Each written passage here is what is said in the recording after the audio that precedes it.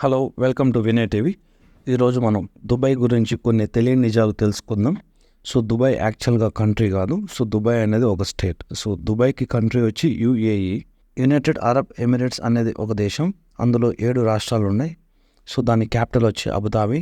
So అదేవిధంగా అజ్మాన్, Dubai, Fujairah, Russell ఖైమా, షార్జా, ఉమల్ క్వై ఇవన్నీ రాష్ట్రాలు అన్నమాట. సో దుబాయ్ ఎందుకు అంత పాపులర్ అనేది, సో అది టూరిస్ట్ స్పాట్ కాబట్టి సందర్శనకు చాలా ప్రదేశాలు ఉండడం వల్ల దుబాయ్ అంత ఫేమస్ అయింది. సో అంతేకాని దుబాయ్లో మీకు తెలియని కొన్ని నిజాలు ఏంటంటే కనుక, సో దుబాయ్లో మనకు పర్మనెంట్ రెసిడెన్సీ ఇవ్వరు. ఏమున్నా కూడా రెసిడెన్సీ, గోల్డెన్ రెసిడెన్సీ ఇస్తారు. అంటే మ్యాక్సిమం 99 years వరకే ఇస్తారు. సో వర్క్ మీద వెళ్ళిన వాళ్ళకి 2 years 4 years ఇలా గోల్డెన్ వీసాలు ఇస్తారు. పర్మనెంట్ సిటిజన్షిప్ అనేది దుబాయ్ ప్రభుత్వం ఏ దేశ వ్యక్తులకు కూడా ఇవ్వదు. అంతేకాకుండా ఇక్కడ గవర్నమెంట్ పాలించడం లేదు, రాజులు పాలిస్తున్నారు.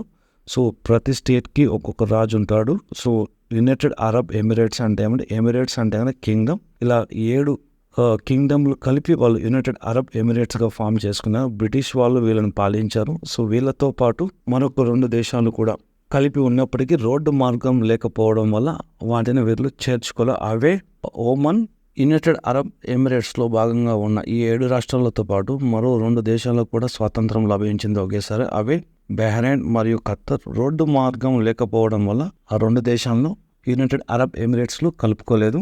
సో ట్రాఫిక్ వైలేషన్ కనుక చూసుకున్నట్లయితే కనుక మినిమం 800 dirhams ఫైన్ వేస్తారు. అంటే ఆల్మోస్ట్ ఈక్వల్ టు మన డబ్బులతో 20,000 రూపాయలు.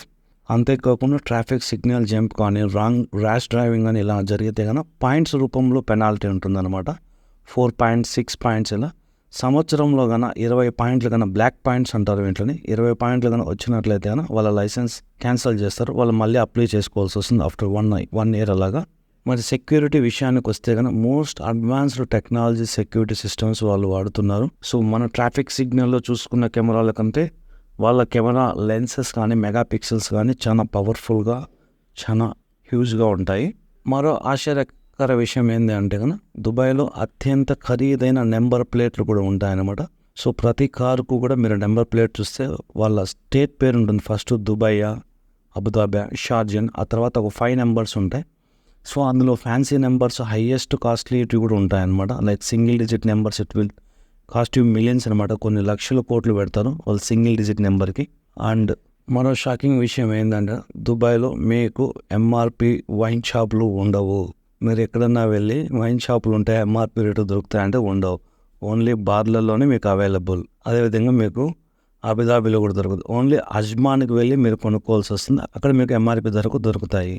అంతేకాకుండా రెసిడెన్షిప్తో పాటు కూడా మీరు కూడా ఏదైనా అపార్ట్మెంట్ కానీ, విల్లా కానీ, ఇల్లు కానీ కొన్నారంటే మీకు 99 సంవత్సరాలు మాత్రమే అగ్రిమెంట్ ఉంటుంది అనమాట. ఆ తర్వాత మళ్ళీ మీరు దుబాయ్ ప్రభుత్వానికి అందించేయాలి. సంపన్నులు కూడా ఎక్కువ దుబాయ్లో నివసించడానికి ఎందుకు ప్రిఫర్ చేస్తారు అంటే కనుక దుబాయ్లో అంత సెక్యూరిటీ అండ్ సేఫ్టీ ఉంటుందన్నమాట.